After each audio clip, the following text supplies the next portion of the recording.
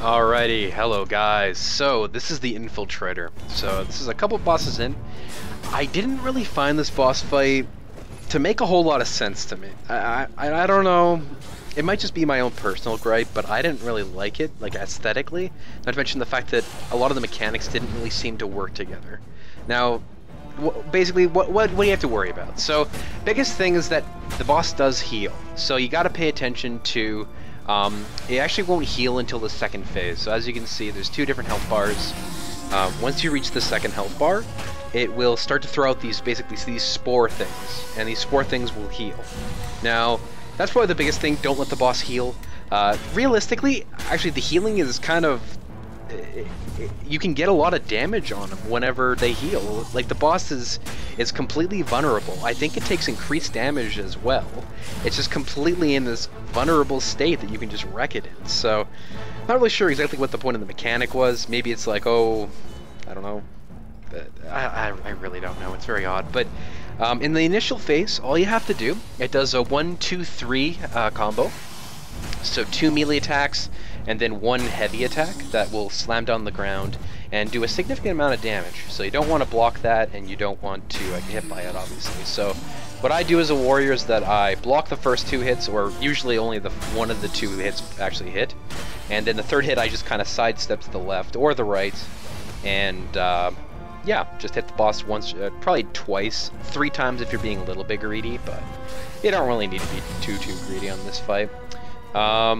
As well, watch out for the legs. She does smack them down if you're close by them and not in front of the boss. So it is something to keep in mind. She does throw out those little projectile glaives or whatever they are.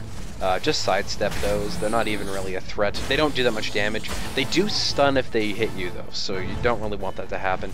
I found that you just got hit by the glaive and you just stood there. So again, I don't know what the point of the mechanic was. Like, okay, are you supposed to be punishing me for staying at range, or I don't know. And if you are quite far away from her, she does tend to jump at you, and you'll see that later on in the fight.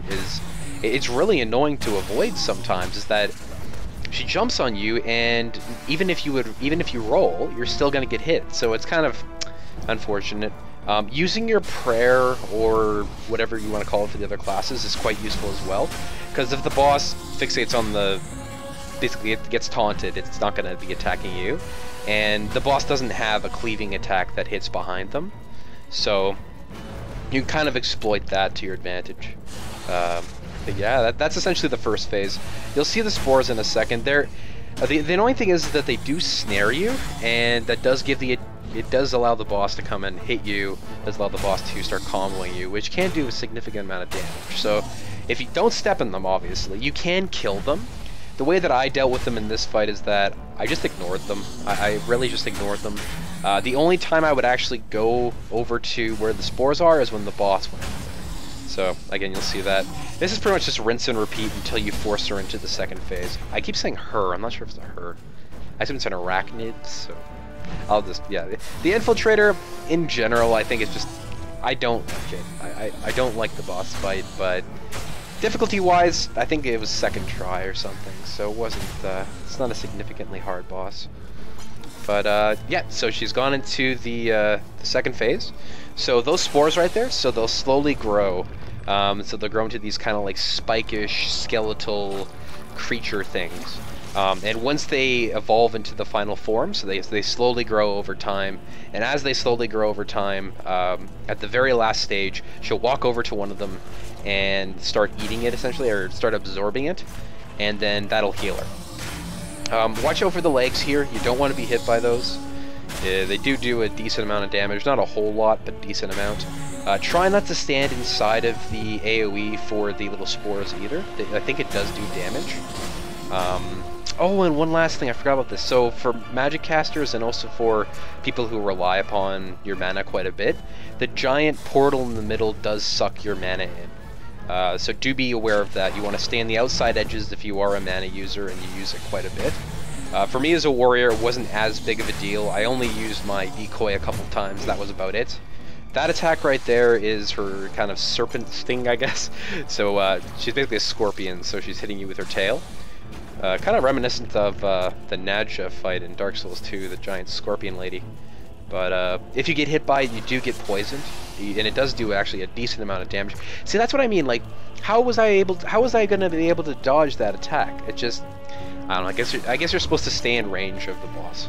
To avoid the serpent or the scorpion tail attack, though, just go to the left or go to the right. That's all you have to do. Stay behind the legs. So right here, I go to rage, and the boss is essentially dead here.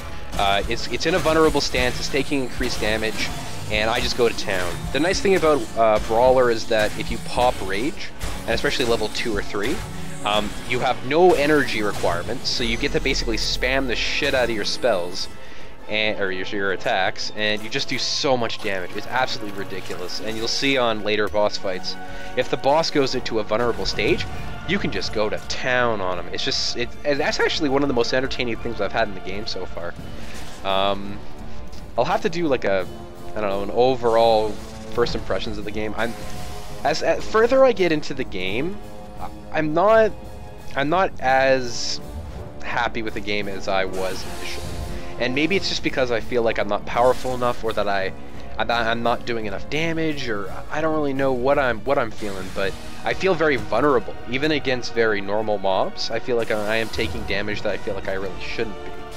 And maybe I'm just used to Dark Souls again, but I don't know. It's still a solid enough game. So yeah, that's the Infiltrator right there. Don't go in the middle. I'm not even sure. I don't think you can fall into it, but yeah, if you're a mana user, you don't want to stay there. That guy, he actually gives you a side quest later on, so again, getting beaten up. So yeah, thank you for watching. That gives you a general idea of what to expect. It's, again, out of the ranking for the boss fights, I'd probably rank it as pretty easy. Once you start getting into it, it's not too bad, but the first fight can be kind of brutal, and kind of expect that in a Souls-esque game. So yeah, see you later.